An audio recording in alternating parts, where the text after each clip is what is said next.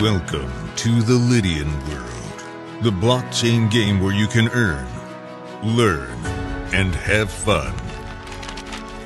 2022, the world has changed, the internet changed, and the rise of the blockchain changed the entire industry and forced us to rethink. Blockchain gaming became the day-to-day opportunity to generate income. Some chase the mining, while others are doing the trading. The pursuit of our unlimited incoming resources has begun. Whatever it takes, leaving behind the unknown and embracing the new technology, the new era, the Lydian world. Here, the unlimited income resources are waiting to be claimed, but not without our engagement. We are the driving force of the Lydian world. We are the Lydians. The strategy is entirely in our hands, and we can choose which citizenship to get in order to build a future for our beloved ones.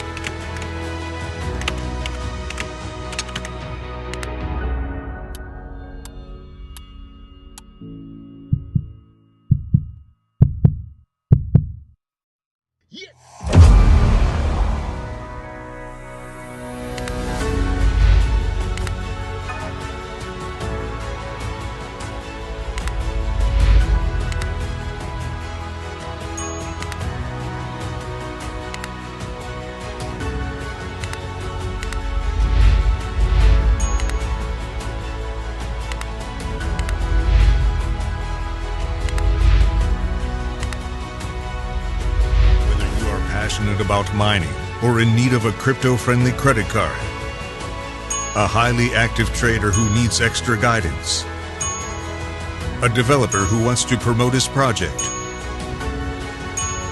or a society-educated gamer who aims to make profits out of his own NFT shop and enjoys the time gaps with the Telegram trivia. You are connecting to the Lydian world incoming resources. Every single action of more than already 350,000 citizens is distributing rewards into Lydian world. Every time a card is swiped, every time an NFT transfer is completed, while you play, even while you sleep, Lydian world rewards you. It continues with a new vision, but do you know what marks the success? Perseverance, imagining the unimagined, and above all, possessing your own piece of virtual land to transform a grand idea into a grand reality. Pick a land. Press a button.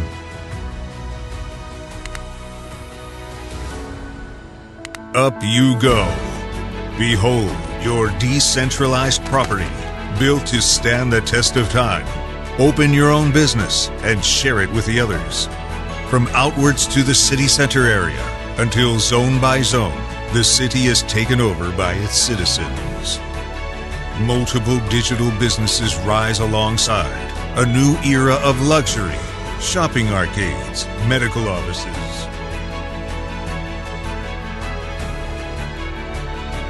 Throw open their doors to an unlimited era, the blockchain. But something is missing. The design of your building is a way to define your own business, where you can approach your own digital architect. It won't be easy, but it will be worth it. After all, with the power to create and trade, whoever holds the land NFT shapes the city forever. So, what is your vision? The origins of life in the universe.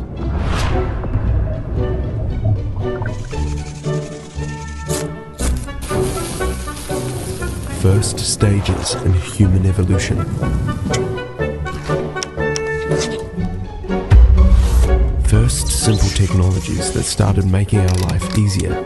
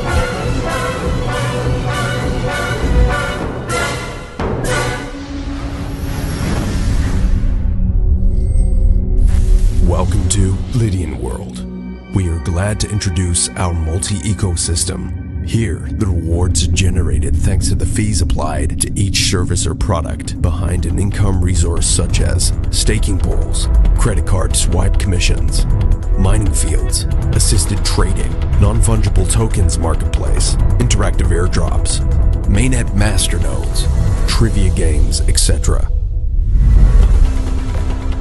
Available on platforms and devices. More than 3 million users expected by the end of 2022 could reach a milestone of $5 billion in total resources.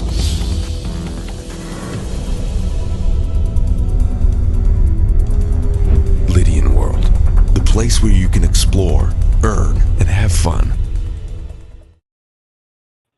All right, greetings, everyone. How's everyone doing now? I'm your brother, Mahdi, right? CEO and founder of FardMoney Network and New Millennium Bankers. Now, we have a very, very important and informative stream for you tonight. This is the Future Money Show. And if you remember the history, I know the history of FardMoney Network, you will know that this is our first consistent broadcast that we do, and we have been doing this one the longest, right? And tonight's topic,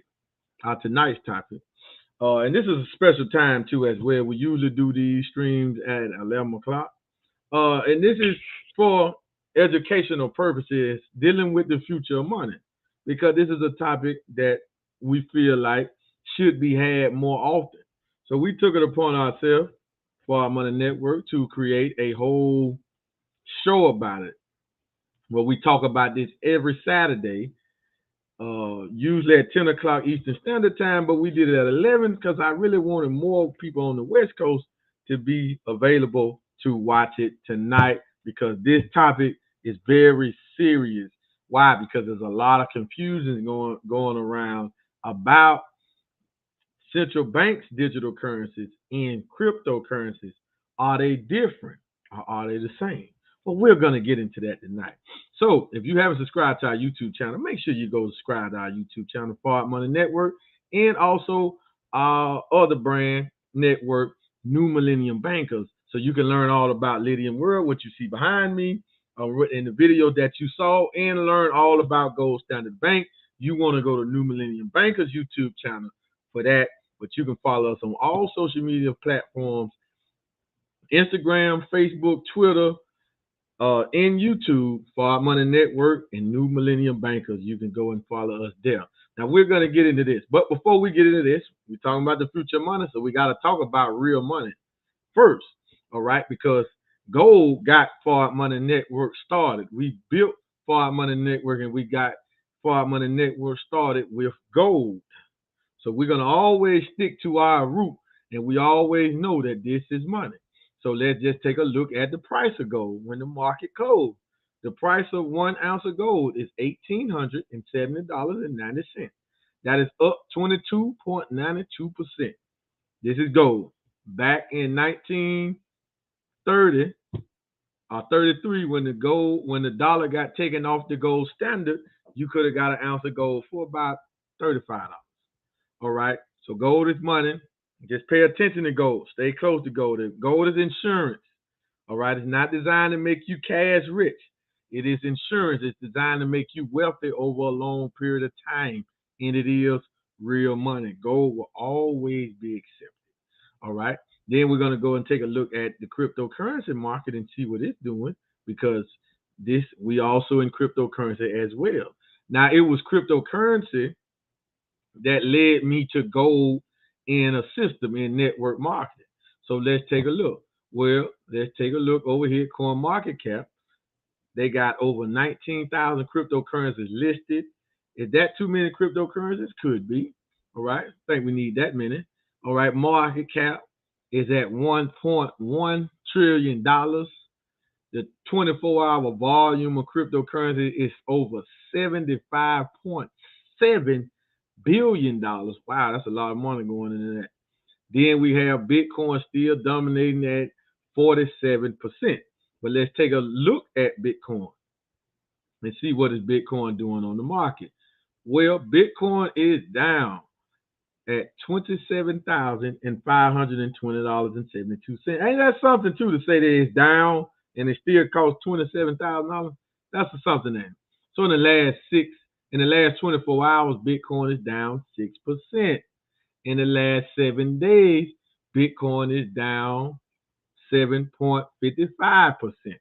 Now, if you're a trader, if you're a buyer, and if you don't really understand Bitcoin and cryptocurrency, you might be in a little panic mode right now. Why you see me calm like this is because I get paid in Bitcoin, totally different from buying it or investing in it, right? Big difference. All right, so the price of it don't matter to me. When I started getting paid in it, was at 19,000. So I'm still up. Ethereum is down to below 1,500 at $1,463.87. In the last 24 hours, Ethereum is leaking bad, down 12.66%. In the last 7 days, it's leaking even worse, down 18.39%. However, you see me calm. I have Ethereum. I'm not worried. Why? Because I get paid in Ethereum too. And when I started getting paid in Ethereum was trading about, I think it was like $590, $580 per coin. So I'm still up with that. So let's go and take a look at a few of these baby coins. Let's look at the gas to a whole ecosystem that we're bringing you. The G999 mainnet blockchain along with the G999 utility coin. Well, the G999 coin is up 1.60%. All right. Then it just dropped to 0.21%. Cryptocurrency utility coins, they go up and down, they fluctuate. But if you look at our coin against Bitcoin, we up 6.19%. Against Ethereum, we up 14.26%. So if you're a trader, major opportunity right there for you to make some profit. If you will go and trade between these two coins, and you can. The G999 coin is tradable for Bitcoin or Ethereum on multiple exchanges. But our main exchange is our own in-house exchange called gstrade.exchange. That is gstrade.exchange. And not only can you get Bitcoin or Ethereum for the G999, and right now, if you go and do some trading, you're going to be up. But you can also exchange the G999 coin for gold. You can always trade it for gold. And then we have the Lydian Stater coin, which is the official currency to Lydian World. And that coin is trading at $519 per coin. All right. So that's enough for that. All right. So let's get into this topic. Now, this is not the first time that we have made a stream like this, but I have pulled up two articles. And the reason I'm doing this because I was reading something today, early this morning. All right. And I seen somebody group up CBDCs, central banks, digital currencies, and put cryptocurrencies all in one box. And it is a difference. It is a lot of difference. They're not the same at all. And like I said, this is not the first video that we have broke this down, right? I have been on multiple platforms talking about this. I did a recording for a group of people on a business meeting, and I did the differences and broke down the differences and why they are not the same. But this is what I feel like is a lot of misunderstanding and a lot of procrastination coming to a mass adoption or a lot of the average person getting in cryptocurrency. Now, mind you, one thing that we specialize in FardMoney Network is to bring you into these assets where you can get paid in it. So we bringing it to you in a system. All right. So what's the differences? Okay, so I'm gonna give you these article views first, and then I'm gonna give you the full totality or the full summary on how they differ. But we're gonna get into the article. Let's get into the first one. So I have two of them, but let's get into the first one right now. Okay. Now this article here, you go to Google, you can find it. Right? Crypto Insights. All right. PHEMEX.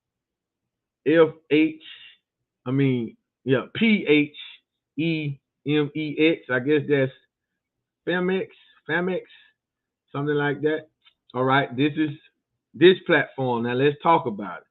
So let us let the article talk about it real quick. Okay. How are CBDCs different from cryptocurrencies? All right. While cryptocurrencies like Bitcoin or Ethereum are decentralized and run on their own blockchain, CBDCs are controlled by the entity issuing them, which will either be the central bank or the government. Whoa. Oh, oh. Right. I can make multiple streams off of that one statement right there. Right? Because that's really the gist of it. That's the difference. Okay? Cryptocurrency is controlled by the people that has that particular coin. It's not controlled by the government. It's not controlled by the central bank. If the central bank roll out a digital currency, they're going to have control of it. They're going to monitor who has it, where you spend it at, how much you're spending. They're going to be able to stop transactions. They're going to be able to do that because it's not a true cryptocurrency. It's just digital. Crypto is digital too. But guess what though? How many of you think about this? Who got a credit card or a debit card on the line? Pull out your card. The money, do you got a Cash App account? Do you got Zelle? Do you got Venmo? Do you got Apple Pay? Raise your hand or type me in the comment section if you have those. Let's go over it again. If you got debit cards, so I'm going to show you my debit card. I have two of them. This is a Cash App card. This is a GS Lifestyle crypto card, right? I have a Cash App account. I don't have Venmo. So, but let's just talk about that. Do you have Do you have Cash App? Do you have a debit card or a credit card or a bank card? Do you have PayPal account? Do you have Venmo? Do you have Apple Pay? Do you have Zelle? They just do you have those? If you have them, just say me. Don't be bashful. Just say me. Yes. Say yes. I'm me. If you have them. All right. Check it out. If you have them, what does that mean? What does that mean? That means the funds that you have on those accounts, they are digital. They're not physical. I got cash on the GS Lifestyle card. I got cash on my Cash App debit card. It's not physical. The cash that's in my Cash App, it's not physical. Well, I know some of y'all are going to say, I'm going to just go ahead and do it for you. Well, I could trade. I could go to the ATM and get some cash. That's true. I can sell my crypto for cash and go to the ATM and do the same thing. I can turn my crypto into cash and do the same thing. All right? We just want to help everybody understand that. You can, nothing. They don't have an asset out there. They don't have a form of money out there that liquidates into cash faster all the time, at any time, like cryptocurrency. Let me say that again. They don't have an asset. They don't have any other form of money, anything you want to call commodity, real estate, precious metals. Nothing will liquidate into cash 24/7 at any time, any amount like cryptocurrency. That's a fact. Okay? That's a fact. Okay. So we already dealing in a digital world. So the central banks are already playing with digital currencies, but they don't have a sole digital currency. The dollar been digital for years. And the Trump, that ought to really make more sense to you. When you send a check, direct deposit to your bank account or to your debit card, they not sending your job is not sending your bank physical cash. I hope you know that, right? They're not. They're sending them some numbers. There's only some numbers going in the database that so happen it's supposed to be this much cash. So with all the digital currencies that's in the world, all the digital euros, all the digital ones, all the digital yen, all the digital dollars, to every digital dollar on the planet is not a physical dollar to match it. What do you mean? I mean every digital dollar, every dollar that we have in a bank account, that's digital, that we have on a credit card, that we have on a debit card, is not a physical dollar to match it. It's not. Why? Because the Federal Reserve, the central banks, they create money or dollars out of thin air with fractional reserve lending or banking. This is what that system is uphold on. So if they produce a digital currency, a CBDC, that's sold and they take away the physical cash, which they are trying to do,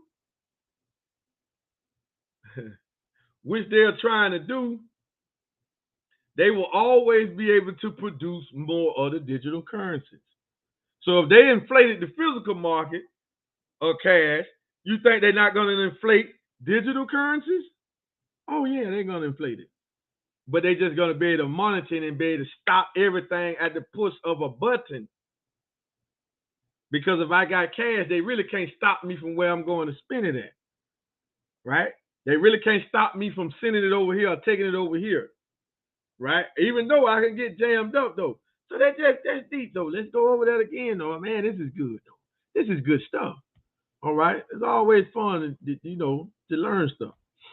While cryptocurrencies like Bitcoin or Ethereum are decentralized and run on their own blockchain, CBDCs are controlled by the entity issuing them, meaning if JP Morgan Chase issue out a digital currency, they're going to be in control of that digital currency. If Wells Fargo issue out a digital currency, Wells Fargo going to be in control of that digital currency. If Bank of America issue out a digital currency, Bank of America is going to be in control of that currency. Or the government. Some of the major differences between CBDCs and cryptos includes, let's go. First, CBDCs use a permission blockchain network.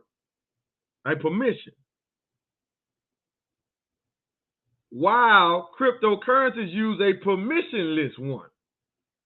Second, the identity of the CBDC users is known while cryptocurrency users remain anonymous. Now, I didn't write this article. I did not write this article. Matter of fact, I just typed in CBDCs and cryptocurrency, and this is the first article that they put up. So if anybody was trying to do any type of research about it, but here you go. Well, somebody just put that there to just throw everybody off. They want everybody to think cryptos is cool. No. This is just what it is. See, I don't have to go into my breakdown on it because they already just stating the truth. This is the obvious. I've been dealing with crypto for 6 years. Going on 6 years. All right. I have been dealing with this for 6 years. Crypto pays my bills, been paying my bills for almost 2 years straight. Well, really a little bit before that. All right. So over 2 years. Crypto. But check it. So what's a permission blockchain? A permission blockchain would have to be where you would have to get permission to make a transaction. Permissionless, meaning once you send it, there's no way to stop it. A permission blockchain is meaning where the bank will have to permission to transaction, just like when you do a bank wire. When you want to go and spend some money over here, your debit card don't allow you to spend $25,000 a day, and you want to spend $5,000 on this one transaction where the bank got to allow it. They give you permission. All right? It's going to be the same way. With cryptocurrency, there is no permission. Permissionless.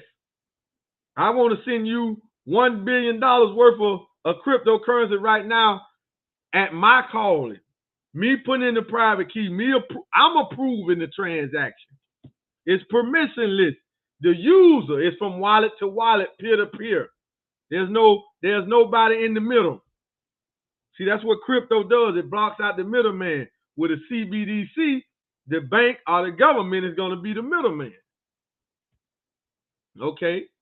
And second, which is the most important, which is probably the biggest difference, is what? The identity of the CBDC users is known, while cryptocurrency users remain unknown. So just like I can go in the blockchain and look at wallets and see how many coins in there, but I can't tell who the owner of the wallet is. So the blockchain that cryptocurrencies operate on is decentralized, private, and transparent, but anonymous at the same time. Ooh, that's deep. So we have this almost like a perfect system. It's private, decentralized, permissionless, and it is also anonymous. But it's transparent. We can go and look at all transactions. We can go and look at all wallets of any cryptocurrency. They own somebody's blockchain. If it's legit. Somebody has the blockchain. Somebody has the code to it, the symbol, the code to get into it. Yes, somebody has that. But it's anonymous, meaning you can see my wallet with 1 million of these coins in it or 1,000 of these coins, but you would not see my name. But dealing with the central bank, yeah, they're going to know who you is. So whenever you spend that money over there, they're going to be able to stop that. They're going to be able to monitor it and say, hey, what you doing? Just like with the credit card and the debit card. Just like how they can monitor all the transactions, and some of them they can stop. Think about it. You just try to spend money.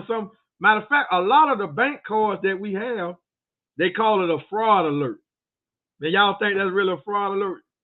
Woo, man, this is deep. Let me get off of this here because I'll get caught. Third, the issuing authorities like central banks will decide on the rules for CBDCs, while crypto networks, the users control the network by making consensus decisions. Meaning agreement, peer-to-peer. It's an agreement that you want to give me $1,000 worth of Ethereum for these $1,000 worth of Bitcoin. You want to give me $1,000 worth of G999 coins for $1,000 worth of this crypto gold, pack gold. It's a consensus, right? If I put some G999 on the market, I put my own price on the market. This is what I want. And when a buyer comes, he's saying, I'm willing to pay. See, right now, the G999 is at 0.5% or less than 0.5%.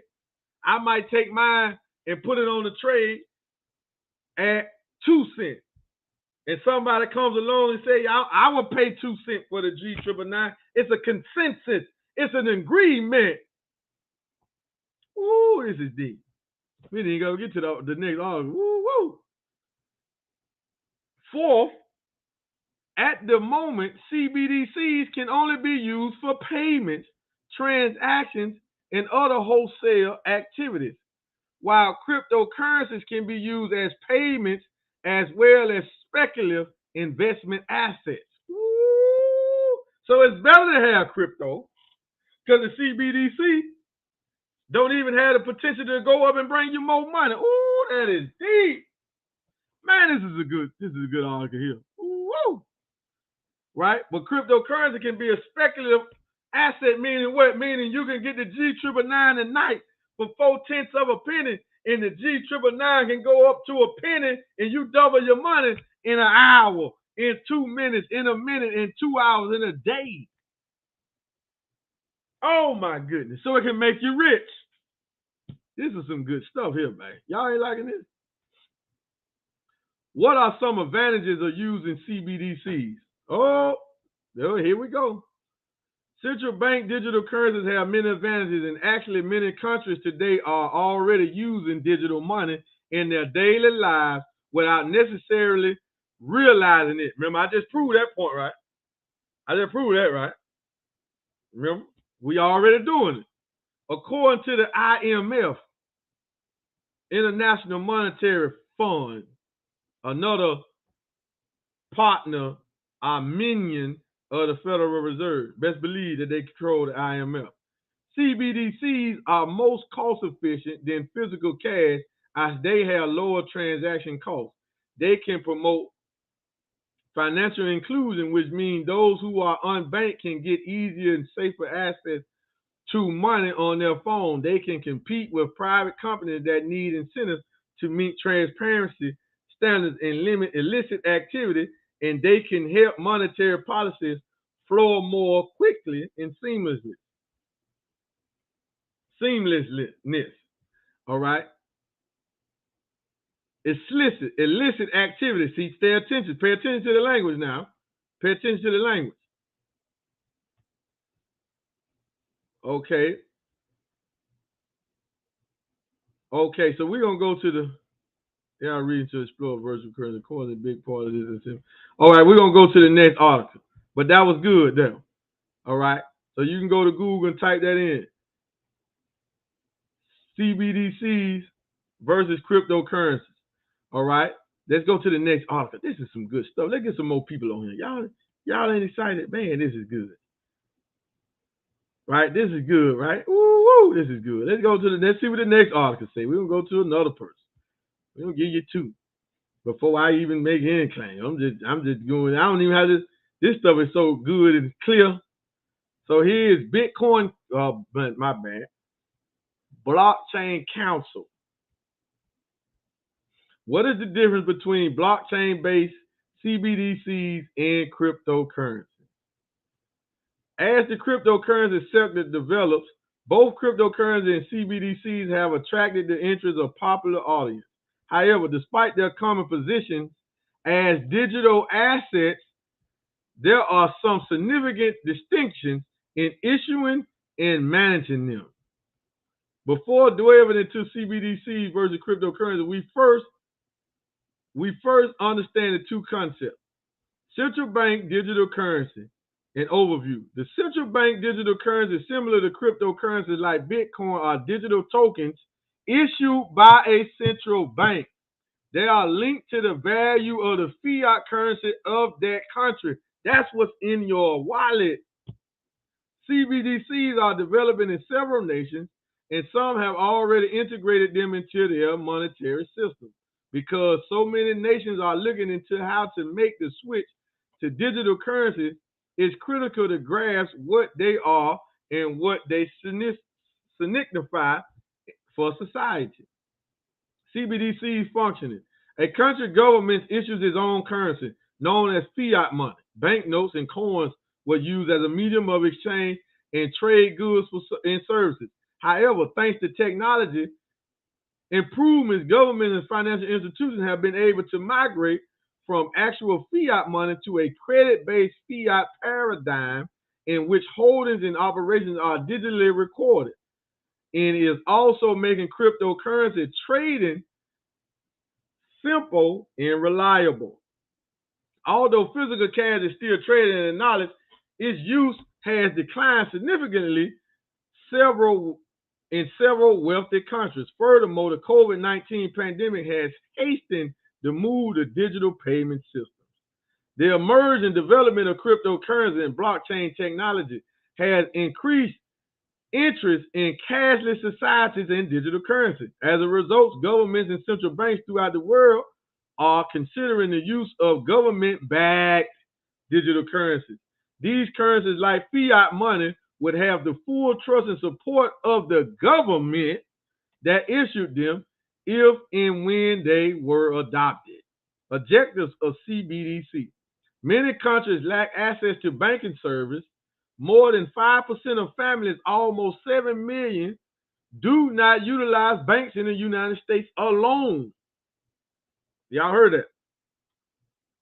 Around 20% of United States households have bank accounts, but rely on expensive payment orders, payday loans, and check cash and service, meaning they're in some bad shape.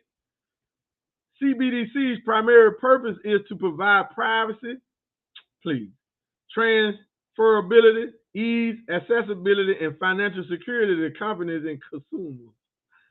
Ooh, man, I want to know how the central bank gonna give you some financial security, boy, when they the biggest crooks around here. CBDCs also minimize the maintenance required for a complex financial system, cut cross-border transaction costs, and give lower cost choices to people who have utilized their money transfer. A CBDC also provides a method for a country's central bank to undertake monetary policies that promote stability, limited growth, and impact inflation. Digital currencies issued by central banks would also minimize the dangers associated with utilizing digital currencies in their current form. Cryptocurrencies are very volatile with their value shifting all the time. This volatility may generate significant financial hardship in many people and jeopardizing economies' overview stability. CBDCs backed by the government and supervised by the central bank would provide a reliable means of exchange for home consumers and enterprises. That's the foolishness now. You go with that if you want to. All right? If they're going to be robbing you, see, they want to convince you to make you think that, listen, you would rather have crypto. If it's going to be digital, you might as well want to be in control of it. You might as well want to be unbanked. They say 7 million people in America are unbanked. Don't have a bank account. The world is going digital, man. Right? The world is going digital. Now let's go over cryptocurrency. Reviewing cryptocurrencies. The majority of blockchain fanatics are well versed in cryptocurrencies and how they operate. But for the sake of comparison with CBDCs later, let's give a quick but thorough review. Cryptocurrencies are non-permission decentralized digital assets housed on public blockchain networks. They have a limited or limitless quantity, and in certain cases, users may acquire tokens by directly supporting the network, with mining and staking being the top most prevalent methods. Even if they are not active users, anybody may join a crypto blockchain network and view its status. Furthermore, anybody may become a miner, and there are no specific prerequisites for running a node. All users on a blockchain network such as Bitcoin have the same privileges, authority, and power. There aren't any unusual figures. Lastly, the network operates by attaining consensus among all of its participant nodes on the status of the ledger. Cryptocurrencies are classified as both assets and currencies in terms of use cases. Individuals can participate in investment markets to speculate on the price behavior of a cryptocurrency. They may also use particular projects like Bitcoin as a store of value assets to shield themselves from inflation and economic instability. Those who choose to utilize cryptocurrency as a means of exchange are free to do so. Bitcoin and Ethereum may be used by anybody to perform transactions and payments. Today, more merchants and stores accept cryptocurrency payments than ever before. Keeping this in mind, decentralized digital commodities have also shown to be effective as online money. Woo! CBDC, this is some good stuff, man. Y'all didn't enjoy this. Type yes if y'all enjoying this. Type yes. This is a good stream. This is some good education here, because the one thing you have to do is get educated. See, we're educating you. We're getting educated. We will do the research for you. We will find this stuff for you and put it out here. Why would we do that? You feel me? Why would we do that? Yes, family, check this out. Now let's get into it. The key distinction. CBDCs versus cryptocurrency. Key distinctions. As we have seen, there are several contrasts between CBDCs and cryptocurrency. Central banks, we're going to make that clear. Central banks manage and run centralized. Woo, woo. Boy, I'm excited. This is exciting. Central banks, I can't even get through this. I'm just excited. Central banks manage and run centralized digital currency, whose blockchain network can only be viewed and interacted with by authorized financial institutions. I'm done. We ain't gotta go. Do we have to go any further? Do we have to go any further? Right?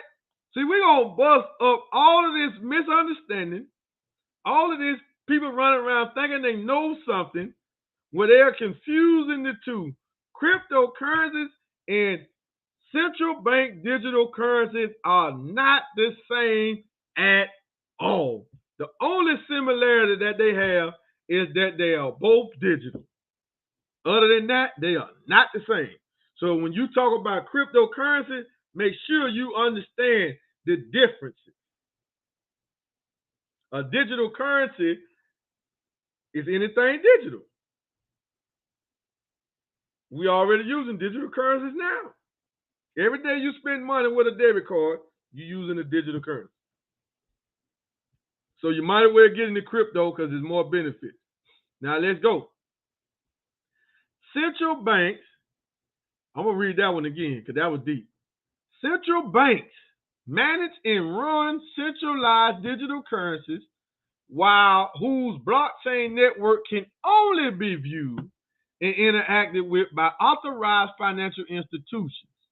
JP Morgan, Wells Fargo, PNC, Bank of America. Yeah, those people.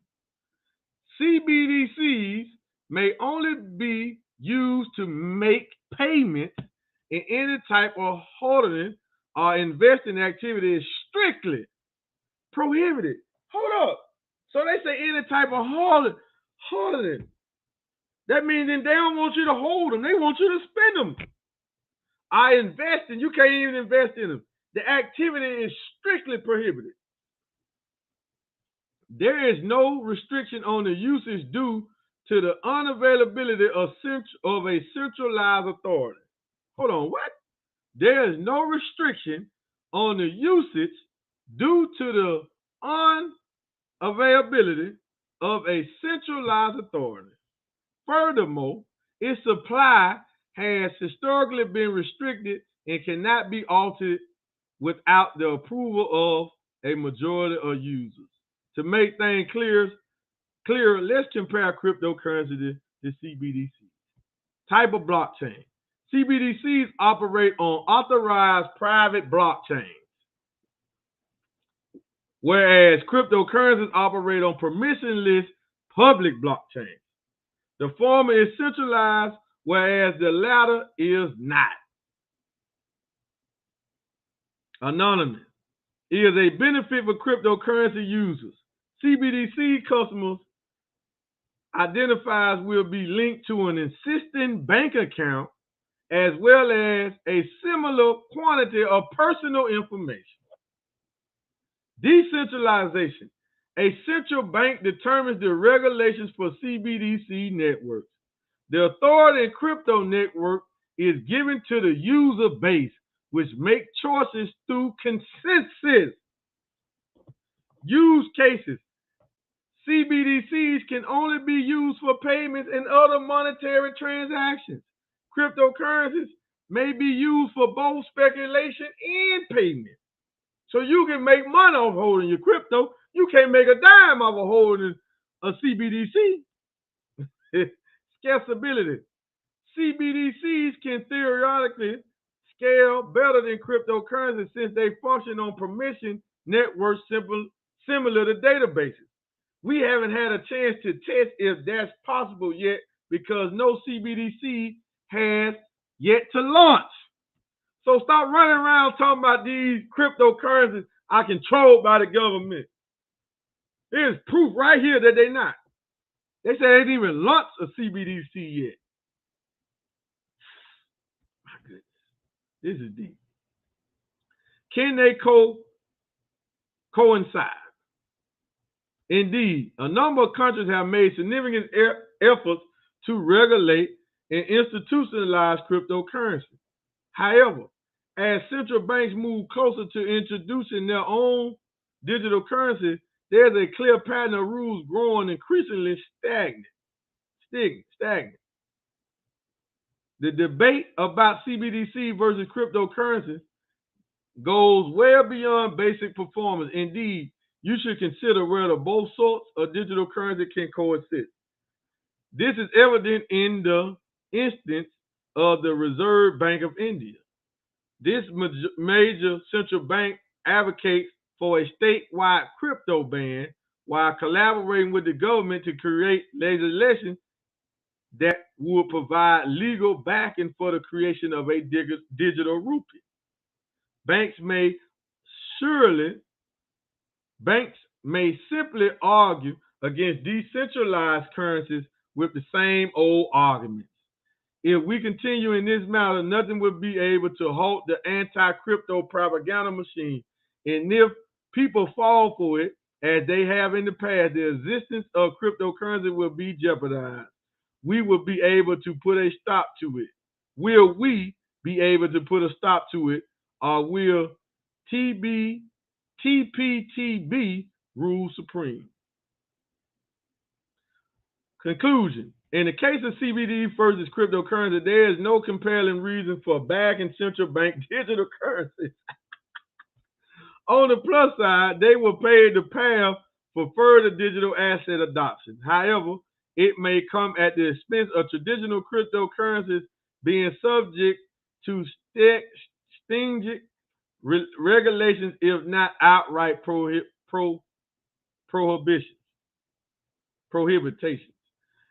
CBDCs introduce a slew of drawbacks that degenerate cryptocurrency in ways that no one has ever done before. We might reasonably applaud them for their theoretical scalability, but it is nothing to be proud of when customers lose their beloved decentralization.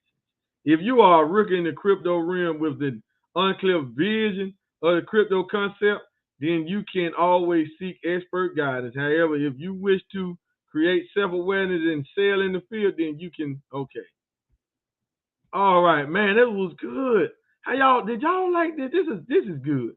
We need to get as many people to see this as possible because, like I said, the reason for us even doing this stream tonight is because it is so much misunderstanding going on between the two.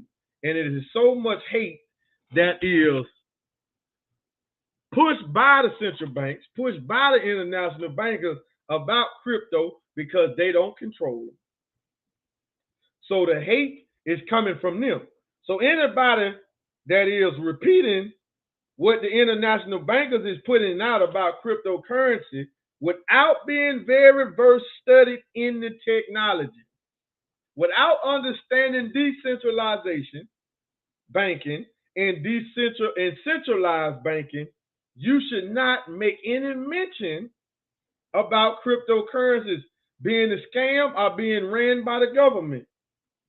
Because when you say stuff like that, we automatically understand that you are not studied in the technology. Because if you was, you would not make that statement.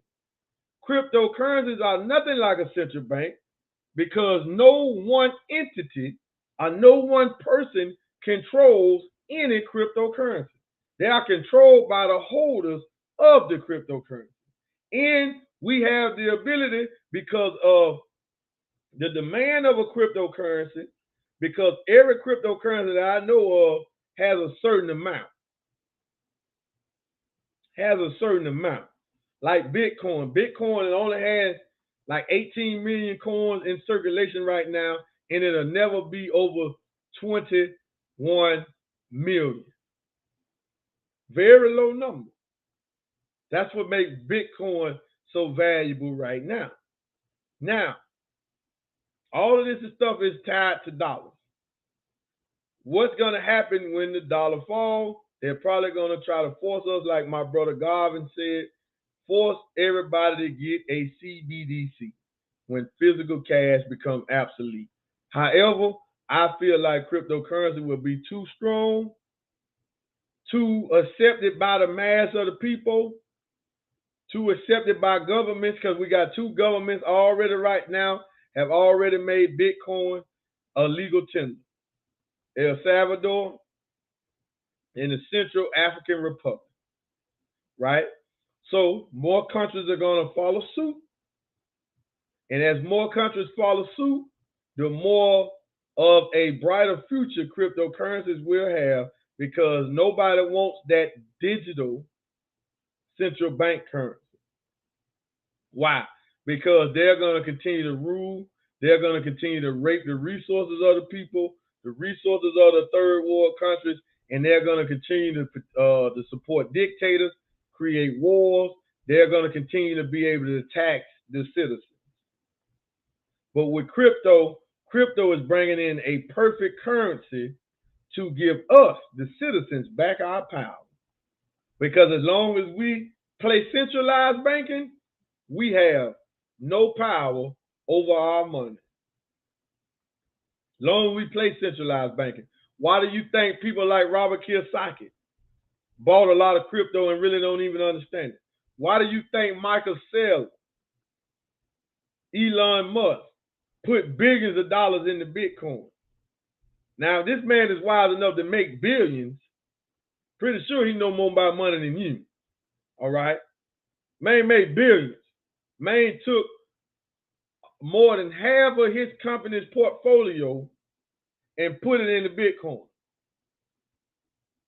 So man must know something. $1.5 billion.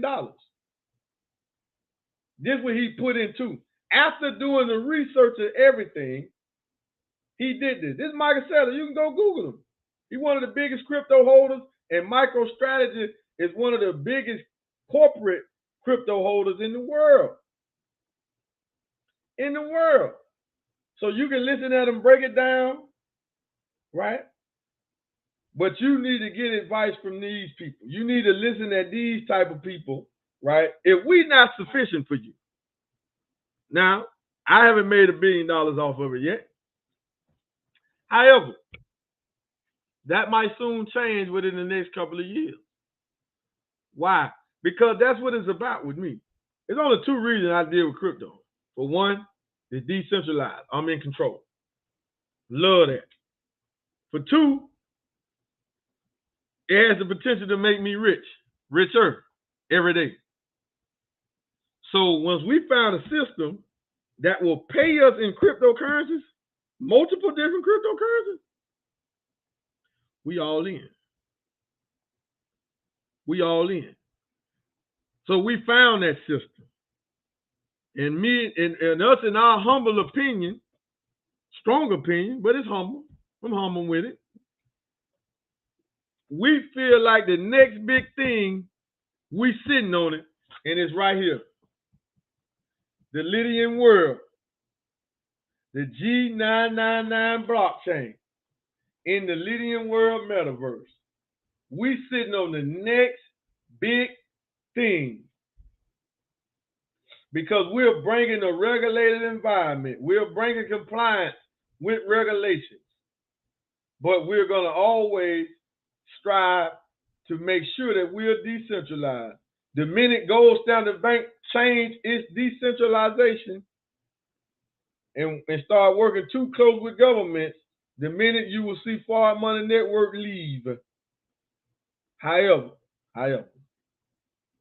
all of our assets in Gold Standard Bank we can move them to strictly decentralized platforms.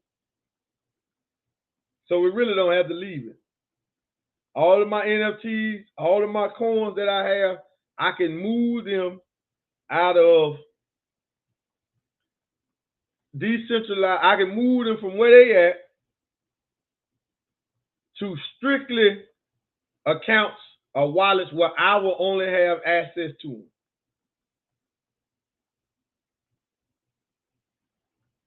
You feel me? This is what we're saying. But with crypto, you become financially independent when you start and learn how to get paid in crypto. All right? So family, we hope you got some good content out of this. All right? That's why I had to do it at 11, because I had to get my mind right for it. And I wanted to bring it to y'all, and I wanted to make sure that the information was going to be crisp, clear, so everybody can get it and understand it. So get this video, send it to anybody that you know that's hating on cryptocurrency or talking about cryptocurrency like they understand it. All right? Get with them. You share this video with them. All right? You get the video and you share it with them and let them know that you are sitting on the next big thing and you are offering them the next big thing, because that's what we have. So with that being said, family, thank y'all for tuning in, and we're going to leave you one more time with our Lydian World video. Check it out. The origins of life in the universe.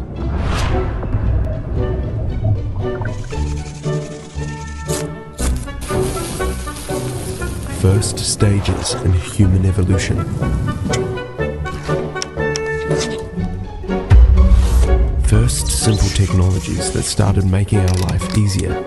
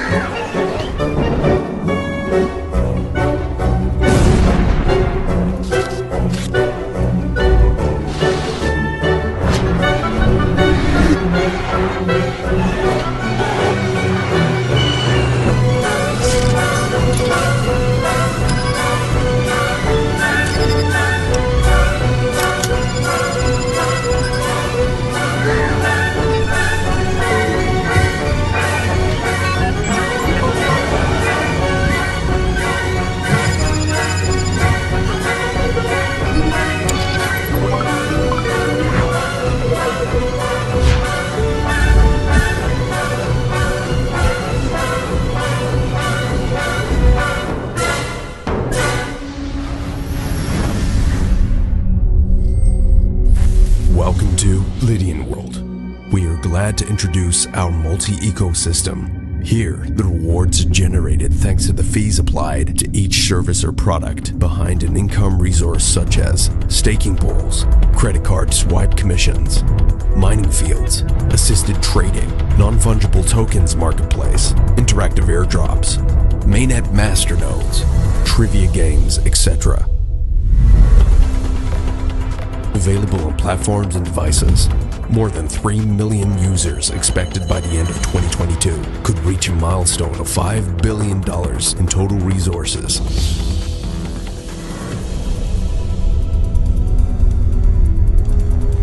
Lydian World, the place where you can explore, earn, and have fun